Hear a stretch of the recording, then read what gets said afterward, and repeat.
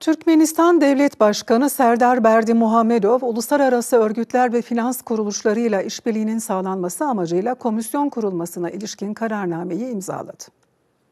Türkmenistan'ın sosyoekonomik kalkınmasına ilişkin 2022-2052 ulusal programı çerçevesinde faaliyetlerini sürdürecek olan komisyonun, uluslararası ve bölgesel finans kuruluşları nezdinde sürdürülen işbirliği sürecinde taslak belgeleri hazırlaması bekleniyor.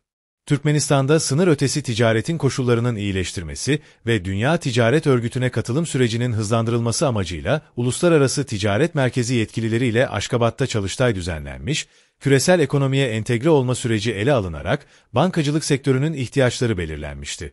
Çıkarılan bu kararname ile ülkenin sosyoekonomik politikasının hedeflerine uygun somut işbirliği adımlarının bir an önce hayata geçirilmesi hedefleniyor.